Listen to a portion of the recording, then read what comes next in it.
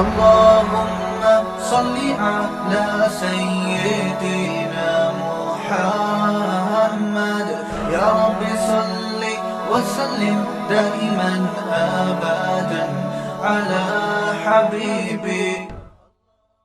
کیا کر رہے ہو صحت کے لیے, کیا کر رہے ہو؟ میں تو کہتا ہوں ڈائری لے کے نا بیٹھ جاؤ, بہت ساری چیزیں اپنی نا ڈائری میں لکھو. بس یہ آخری بات کر کے اپنے بیان ختم کرتا ہوں. ڈائری لو, بیٹھ جاؤ, بولو میں نے دنیا میں کیا کیا کرنا ہے. یا ایسے ہی پہلے تو یہ تھوڑی دیر سوچو بیٹھ کے. اچھا یہ ایسے بیٹھو کہ کوئی پاس میں موجود نہ ہو.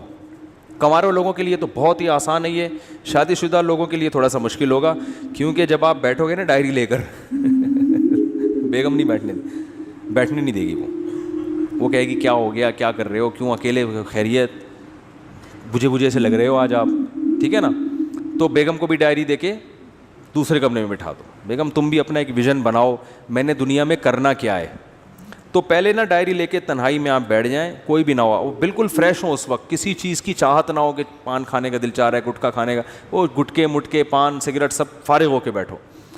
کرو گے نہیں کرو گے؟ میں بتا دوں, وقت سننے کے لیے تیار ہیں؟ ڈائری لے کے آپ بیٹھ جائیں اور پھر آپ کہیں یار میں نے دنیا میں کرنا کیا ہے. ایسے ہی جیسے میری زندگی گزر رہی ہے, ٹھیک ہے, بالکل اسی طرح زندگی گزارنی ہے یا کچھ کرنا ہے.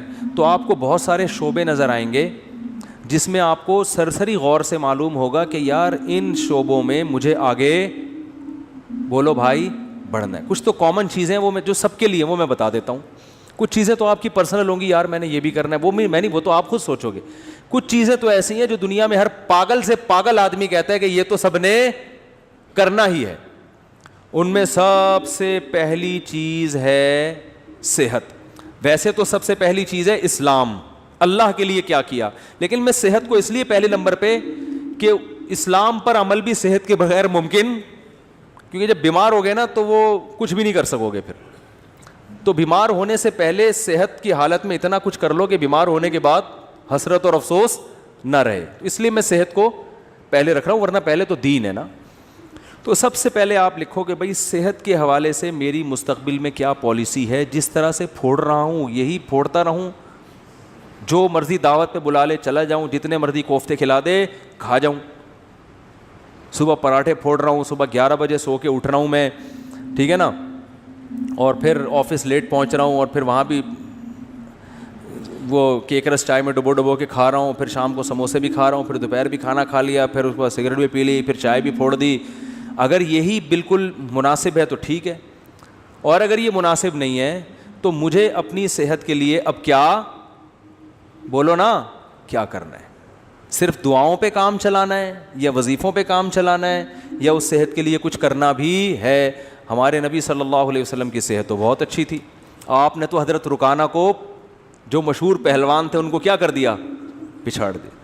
آپ تو گھڑ سوار تھے, میدان جنگ میں سب سے آگے آپ صلی اللہ علیہ وسلم ہوا کرتے تھے. تو یار میں کیا, اگر آج اسلام کو ضرورت ہوئی یا کسی مظلوم یا کسی ظالم کے خلاف لڑنا ہوا تو میں پتلی گلی سے بھاگوں گا یا وہاں کھڑا رہوں گا. ہمارے ایک دوست تھے, ان کے بڑے قریبی دوست تھے, کہتے ہیں میں ایک دفعہ پٹ رہا تھا تو میں نے پیچھے مڑ کے دیکھا تو میرے جو جگری دوست تھے نا وہ ایسے غائب ہوئے جیسے پیدا ہوئے ہی نہیں اس کائنات اور صحیح کیا, بھاگ گئے, ورنہ وہ بھی پٹتے ان کے ساتھ,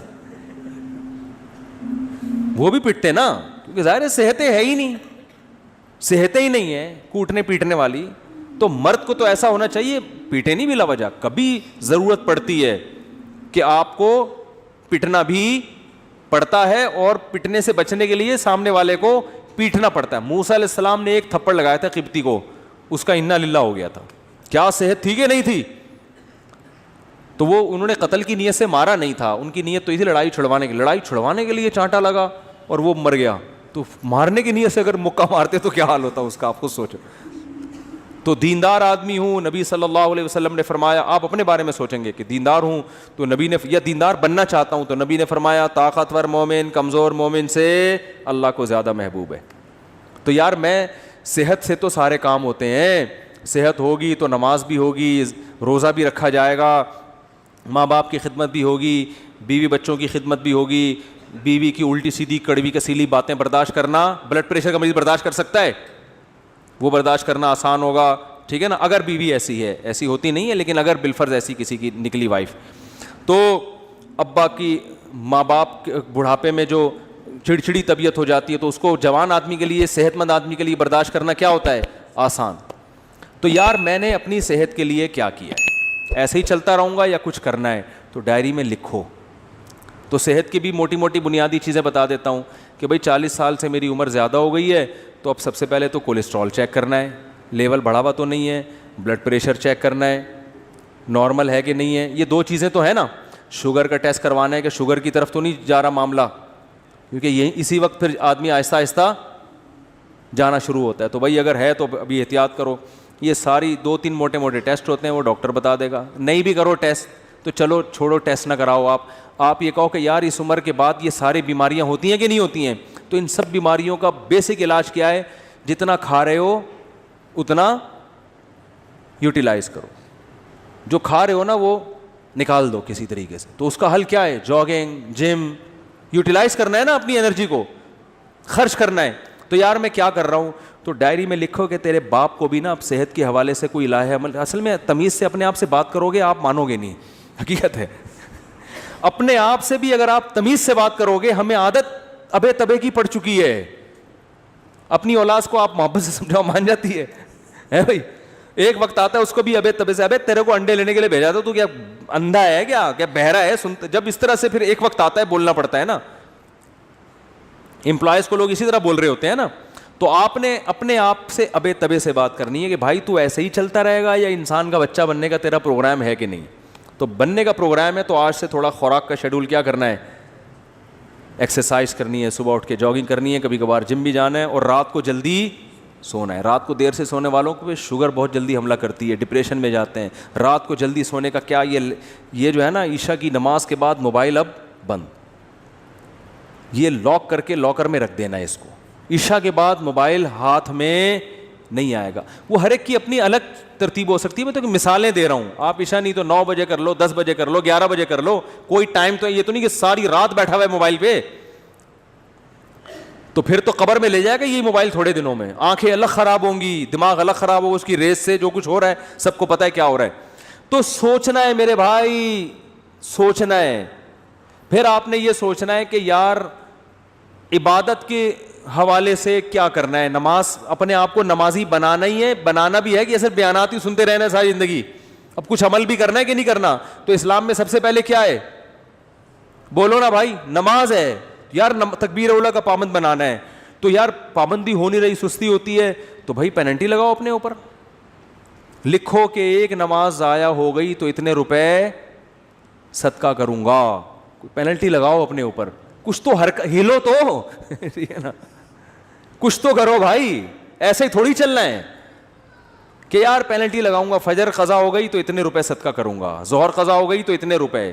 اس طرح آہستہ آہستہ پھر جو ہے نماز کے علاوہ پھر کوئی کسی میں کوئی اخلاقی برائی ہے خدا نخواستہ, کوئی بد نظری کی عادت ہے, یہ کوئی اور برائی ہے, تو یار یہ برائی چھوڑنی ہے. سگریٹ کی عادت ہے, گٹکے کی عادت ہے, ابے کیا ساری زندگی سگریٹ پیتا رہے گا؟ دیکھا نہیں ہے ہر ڈبے پہ لکھا ہوتا ہے خبردار سگریٹ نوشی صحت کے لیے مضر ہے. ہر ڈبے پہ لکھا ہوتا ہے. تو کیا اندھا ہے, تجھے نظر نہیں آ رہا یہ؟ نہیں بھائی, نفس کہے گا یار میں نہیں چھوڑ سکتا, یار میں تو ایک دن نہ ملے میرے تو پاگل ہو جاتا ہوں. تو یار کسی ڈاکٹر سے رابطہ کرتے ہیں کہ ڈاکٹر صاحب میں سگریٹ چھوڑنا چاہتا ہوں, کوئی حل ہے, کوئی آسان طریقہ ہے, کسی سے مشورہ کروں, کوئی گائیڈنس لوں. ہلے تو نا, ہمت تو کرے. بہت سے ڈاکٹرز ہیں جو آپ سے سگریٹ چھڑوا دیں گے, اس کے علاج ہے, وہ آپ کو طریقہ بتائیں گے, کچھ ہمت کرنی پڑے گی.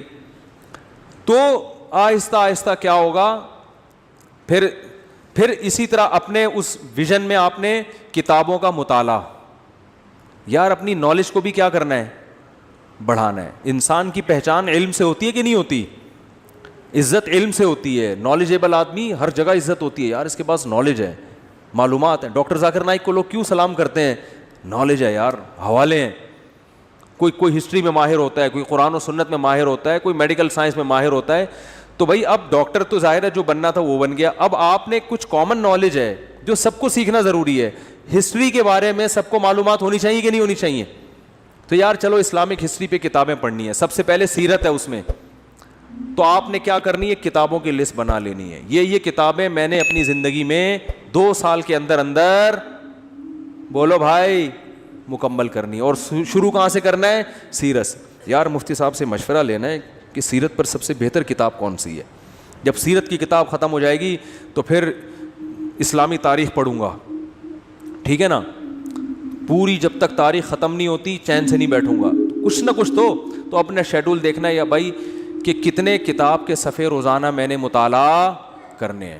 سیرت کی کتاب خرید کے لے آئے, بھائی روزانہ ٹائم نکال کے اس کے 10 صفحے تو پڑھنے ہی پڑھنے ہیں, تو کچھ تو 10 نہیں تو 5 پڑھنے ہیں. پھر قرآن کی تلاوت, قرآن پورے سال گزر جاتا ہے, قرآن اٹھانے کی توفیق نہیں ملتی. روزانہ بھائی 1 پارہ تلاوت کرنا ہے, آدھا کرنا ہے. تو میں نہیں کہہ رہا کہ ایک ہی دن میں آپ بہت بڑے ولی اللہ بن جاؤ گے اور آپ ڈائری لے کے بیٹھے اور آپ کی میں انقلاب آ گیا اور آپ اگلے دن سے مطالعہ شروع ہو گیا اور صحت ہٹو بچوں, کولیسٹرول لیول ایک دم, پیٹ ویٹ توند الگ, بالکل فٹنس, اور ایسی کمر ایسی پتلی ہو گئی کہ CID والے بھی تلاش کر رہے ہیں تو ان کو کمر نظر نہیں آ رہی. ایک دن میں نہیں ہو جائے گا, لیکن جب اس طرح سے بیٹھنا سیکھو گے نا تو 1 دن 2 دن 3-4 دن تو صرف خواری کے علاوہ کچھ بھی حاصل نہیں ہوگا. ڈائری ڈھونڈنے میں ہی 1 دن تو گزر جائے گا, ٹھیک ہے. دوسرا دن پین کہاں گیا اس میں گزرے گا. تیسرا دن وہ پین رگڑ کے دیکھنے چل ہی نہیں رہا کم وقت. چوتھے دن جا کے کہیں پین آئے گا. 5ویں دن کوئی جگہ ملے گی. 6ٹھے دن بیگم آپ کو اجازت دے دی کہ چلو اس کمرے میں بیٹھ جاؤ, ٹھیک ہے نا. اور پھر 7ویں دن, یہ 6ٹھے دن بیٹھ جاؤ گے, لیکن آپ سوچو گے یار مفتی صاحب نے کیا کہا تھا, کیا کرنا ہے. 7ویں دن جا کے تھوڑا بہت سمجھ میں آئے گا کہ چلو 2 چھوارے رات کو پانی میں بھگونے ہیں یا انجیر رات کو بھگونے, کم از کم پہلے قبض تو ختم کرو نا بھائی. ہو سکتا ہے قبض سے شروع ہو آپ کی صحت, یار میں تو 6 مہینے سے مجھے تو قضاء حاجت نہیں ہوئی ہے, تو پہلے قبض تو ختم کرو. اس کے لیے سنا ہے, کوئی نیٹ پہ سرچ کرتے ہیں یار, کوئی انجیر سنا ہے. ہو سکتا ہے 1 مہینے کے بعد 2 انجیر آپ کھاؤ رات کو, بس یہ امپروومنٹ ہو, لیکن کچھ تو ہوئی نا. ابے 1 سال 2 سال 3 سال 5 سال میں جا کے تو کچھ انسان کا بچہ بنے گا معذرت کے ساتھ. لیکن جو اسٹائل ہمارا ہے نا ابھی, اس میں 100 سال بھی گزر جائیں گے, اس میں کوئی انسان کا بچہ نہیں بنے گا. جہاں ہو وہیں کے وہیں رہو گے اور مر جاؤ گے تھوڑے دنوں میں. سب مریں گے لیکن کچھ کر کے نہیں, بغیر کیے مر جائیں گے.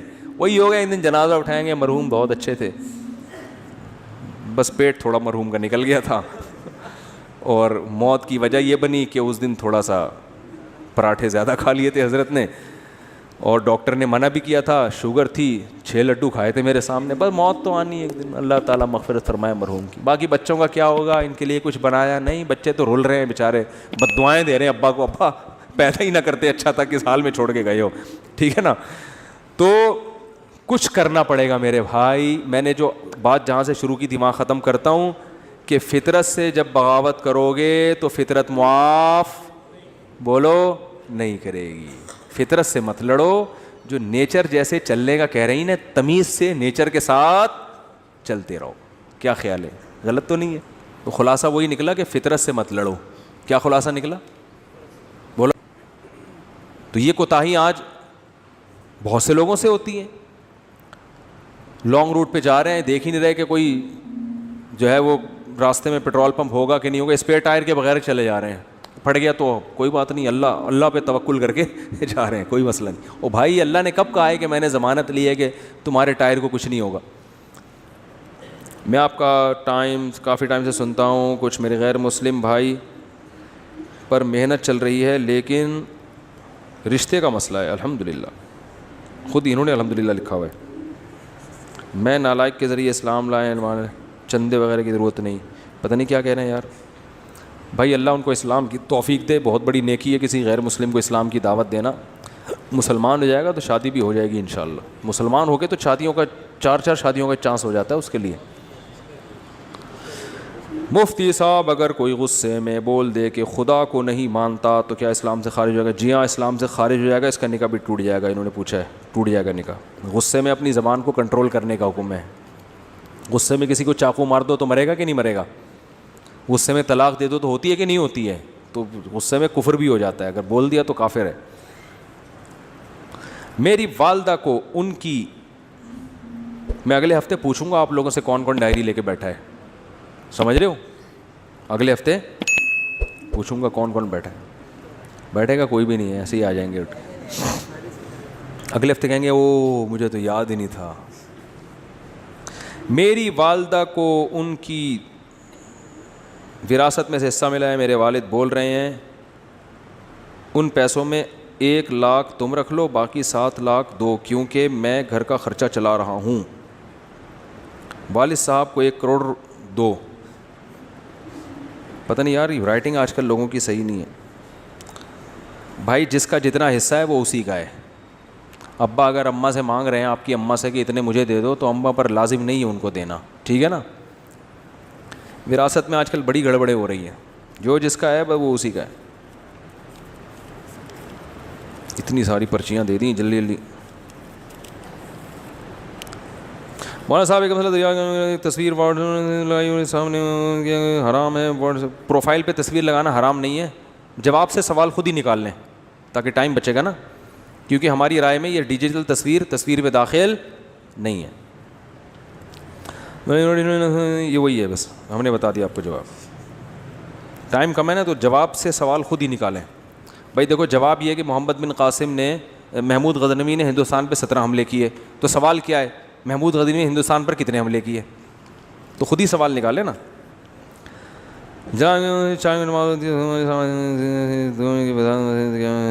نئی مسجد میں دوسری جماعت ہماری رائے میں ٹھیک نہیں ہے. کمپنی میں نماز پڑھنا جائز ہے, ہاں کمپنی میں پڑھ سکتے ہیں.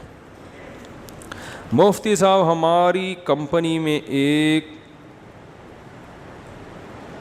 ابے بھائی یہ فرقہ وارانہ سوال نہ پوچھا کرو یار.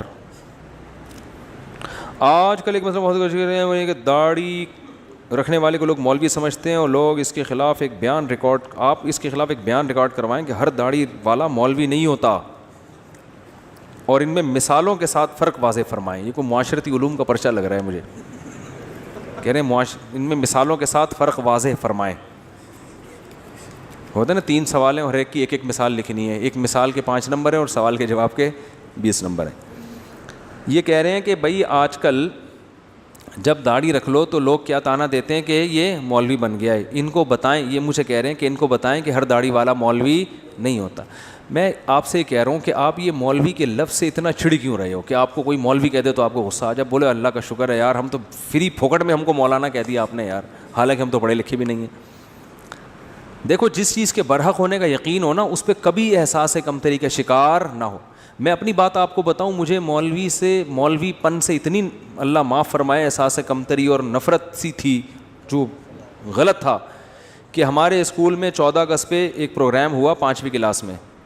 تو اس میں وہ پروگرام ہوتے ہیں نا, تو اس میں کسی کو فوجی بنایا, کسی کو کسان بنایا, کسی کو تاجر بنایا, وہ ملی نغمہ پیش ہوتا ہے. تو مجھے مولوی بنا دیا.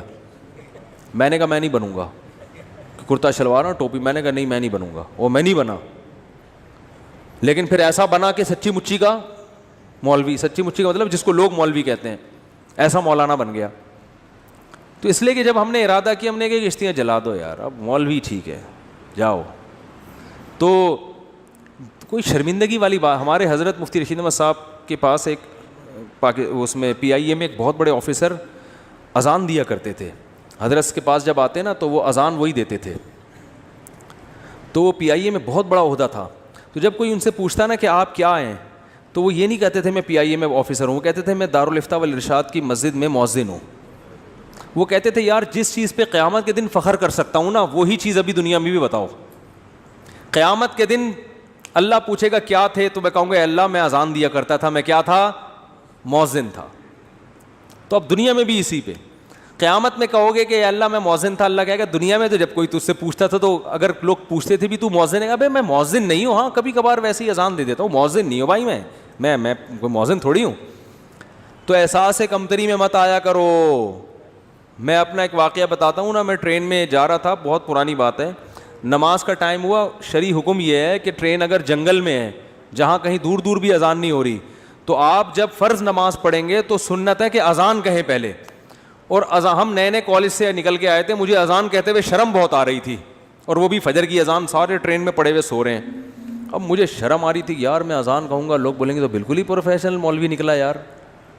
ہمارے تو خیالات کچھ اور تھے. نماز تو ہم پڑھتے تھے بچپن سے ہی, لیکن مولانا بننے کا کوئی پروگرام نہیں تھا. اب مجھے شرم آ رہی تھی یار اذان دو تو یہ بولیں گے یار یہ ملا یہ تو پورا ملا ہے. بس ہم ٹوپی پہنتے تھے, نماز کے وقت ٹوپی پہنی اور فوراً نماز کے فوراً بعد ٹوپی اتاری اور بال پف آگے سے آدھا گھنٹہ اس کو سیٹ کرنے میں لگتا تھا. ٹوپی بھی اس طرح سے پہنتے تھے کہ بالوں کی سیٹنگ خراب نہ ہو. تو ایسے آدمی کو اذان دیتے ہوئے کتنی شرم آئے گی. تو میں بڑا کنفیوز کہ یار اذان دیں تو لوگ بولیں گے یہ تو پورا ہی ملا ہے. پھر میں نے کہا یار دیکھو اللہ کا حکم ہے کہ نماز پڑھو, یہ کمبختوں کو سوتے ہوئے شرم نہیں آ رہی ہے. سارے کلمہ گو مسلمان ہیں, یا تو کوئی عیسائی یہودی ہندو ہوتے, سب کلمہ پڑھنے والے مسلمان ہیں. سب کو پتہ ہے اسلام میں کتنی نمازیں فرض ہیں, 5 نمازیں. سفر میں بھی نماز معاف نہیں ہے. شرم تو ان کمبختوں کو آنی چاہیے جو پڑے ہوئے سو رہے ہیں, ہمیں تو فخر ہونا چاہیے. تو شرم تو پھر بھی آ رہی تھی, لیکن میں نے کہا ایسی کی تیسی جاؤ. تو میں کھڑے ہو کر میں نے تسلی سے اذان کہی. وہ اذان مجھے لگتا ہے کہ وہ والی اذان, اس کے بعد بہت دفعہ اذانیں تھیں, لیکن وہ اذان شاید اللہ کے ترازو میں شاید وہ بہت وزنی ہو, کیونکہ وہ کہتے ہوئے مجھے کیا محسوس ہو رہی تھی, شرم. تو میں نے کہا نہیں اب نہیں شرمائیں گے, شرم کن کمبختوں کو آنی چاہیے. میں نے کہا اب کوئی رضائی سے جھانکے گا بھی نہیں یوں کر کے, میں بولوں گا وہ شرم نہیں آتی تجھے. تو کانفیڈنس پیدا کرو, جو چیز برحق ہے نا, ٹھیک ہے آپ مولوی نہیں ہو, لیکن اگر کوئی کہہ دے مولوی, بولے ہاں ہے. ہمارے ایک دوست تھے, دیکھو ہم نے ساری وہ بچپن میں جو ہے نا دوستیاں یاریاں بنٹے کنچے سب کھیل کود ہم نے کیے ہیں. تو ہمارے ایک دوست تھے, ہم جب دوستوں کی گیدرنگ ہوتی تھی نا تو آپ کو پتہ ہے دوستوں میں چھیڑ چھاڑی بہت ہوتی ہے. آج کراچی کے لڑکوں میں خاص, لاہور میں تو خود بہت ہی زیادہ ہی ہے جگت بازیاں, کراچی میں بھی ہیں لیکن لاہور کا مقابلہ نہیں کر سکتے ہم لوگ. تو وہ کیا ہوتا تھا, ایک دوسرے کو تنگ کرنا, نا ابے تو یہ اس طرح کی چیزیں ہوتی تھیں. تو ہمارا ایک دوست تھا نا, اس کو جب کوئی مذاق اڑاتا نا وہ کہتا ہاں بالکل ایسے ہی ہے. اس کو ہم کہتے تھے ابے تیرا تو دماغ ہی نہیں کہہ رہا, میں تو بالکل ہی پاگل ہوں, تمہیں کس نے کہا میرا دماغ ہے. تو وہ اتنا زیادہ کہ وہ اگلا ہی شرمندہ ہو جاتا تھا. بھائی اگلے کو تکلیف ہی نہیں ہو رہی چھیڑنے سے, ٹھیک ہے نا, وہ چھیڑ ہی نہیں رہا. کوئی اس کو کہتا تھا موٹا, کہتا اور کیا میں تو گینڈا ہوں, تجھے کس نے کہا میں تو گینڈا ہوں. تو وہ نا یہ الٹا یہی الفاظ دہرانا شروع کر دیتا تھا. اس کا نتیجہ نکلتا کہ پھر کوئی اس کو چھیڑتا تھا ہی نہیں, یہ چھیڑ ہی نہیں رہا. اور کچھ لڑکے ایسے ہوتے تھے جن کو ذرا سے چھیڑو نا وہ لال پیلے ہو جاتے تھے, ان کو تو طبیعت سے لڑکے چھیڑتے تھے. لڑکوں کا پھر ان کو چھیڑنے کے علاوہ کوئی کام ہوتا ہی نہیں تھا. تو وہ ایک لڑکا اس میں تھا جو اس بیچارے کا قد تھوڑا چھوٹا تھا, اللہ معاف فرمائے یہ جائز نہیں ایسے کرنا, لیکن لڑکوں کو کہاں جائز ناجائز دیکھتے ہیں. تو اس کو نا ایک لڑکے نے چھیڑا کہ ابے تو ٹھگنا. اس کو غصہ آیا نا, غصہ آ کے نا یوں ہلتا تھا وہ. تو کہتے ابے اس کا مطلب اعصابی کمزوری بھی ہے, ٹھیک ہے, غصہ بھی جلدی آتا ہے. اب اس کو ایک تو تم تپا رہے ہو, چھیڑ رہے ہو, جب اس کو غصہ آ رہا ہے تو اور بجائے اس کے کہ اللہ کا خوف پیدا کریں اسے کہتے ہیں اس کا مطلب اعصاب بھی کیا ہیں, کمزور ہیں آپ کے, غصہ بھی جلدی آتا ہے. وہ اور تپتا تھا. لیکن وہ جو دوسرا تھا نا وہ تو اس لیے اگر کوئی آپ کو مولوی کہہ رہا ہے تو چڑھنے کی ضرورت ہی نہیں ہے. آپ بولو ہاں ہے تو کیا ہو گیا بھائی, تو مولانا ہے, مولوی ہیں, ملا ہے, ملا بولو, تو اتنی ٹینشن لینے کا نہیں ہے. اصل میں ملا کے لفظ کو ایسا بدنام کر دیا ہے نا, اور پھر بہت سے داڑھی والوں نے بھی بدنام کیا ہے. داڑھی رکھ کے بعض لوگ کچھ الٹے کام کر لیتے ہیں. داڑھی والے چور نہیں ہوتے, لیکن چور بھی بعض دفعہ داڑھی رکھ لیتے ہیں, تو یہ پھر مصیبت ہے. کیا تراویح حضرت عمر کے دور میں شروع ہوئی تھی؟ حضرت عمر نے اسے بدعت قرار دیا. حضرت عمر نے بدعت حسنہ قرار دیا, لغوی شرعی بدعت نہیں, لغوی بدعت. اس میں پھر کبھی بیان کروں گا تفصیل سے. میرے بھائی کا السلام علیکم اور صلی اللہ علیہ وسلم کا صحیح تلفظ بتا دیں. السلام علیکم کا ہے السلام علیکم, جو آج کل لوگوں نے ساشے پیش کر رہے ہیں سلام, السلام علیکم, ایسے سلام ہو رہا ہے السلام علیکم. ہمارے ایک استاد سے بڑے مزاحیہ تھے, ان کو جب کوئی سلام کرتا نا تو جواب میں کہتے یہ جواب دیتے تھے. تو ہم ان سے کہتے یہ کیا؟ انہوں نے کہا سلام میں بھی سین کی ہلکی سی آواز آئی ہے تو جواب بھی اسی اسٹائل کا ہوگا, بس. تو سلام ہو بھائی السلام علیکم, آپ پر سلام, جواب میں وعلیکم السلام. اور جب درود پڑھیں تو صلی اللہ علیہ وسلم, اس میں کوئی ٹائم خرچ نہیں ہوتا. لوگ کہتے ہیں نبی کریم صلی اللہ علیہ وسلم نے فرمایا, ارے تمیز سے بول دے یار, نبی کریم صلی اللہ علیہ وسلم نے ارشاد فرمایا. کتنا ٹائم لگے گا؟ پب جی میں اتنا گھنٹوں گزار کے ٹائم ضائع کرتے ہو یار, درود شریف تمیز سے نہیں پڑھا جاتا. رسول ہمارے حضرت فرماتے تھے آپ صلی اللہ علیہ وسلم کا سب سے بہترین لقب ہے رسول اللہ. میں اکثر بیان میں دیکھتا ہوں بولتا ہوں رسول اللہ صلی اللہ علیہ وسلم نے فرمایا, کیونکہ نبی کا جو ہے نا اس سے بہتر کوئی عہدہ ہے نہیں کہ آپ اللہ کے کیا ہیں, رسول ہیں, اللہ کے نمائندے. تو سب سے پیارا لفظ کیا ہے, رسول اللہ صلی اللہ علیہ وسلم. تو تمیز سے بولا کریں, شارٹ کٹ نہ مارے کریں رسول اللہ, رسول آپ نے فرمایا, یوں بول رہے ہوتے ہیں لوگ. جیسے میں سوال پڑھتا ہوں نا ایسے لوگ درود پڑھتے ہیں.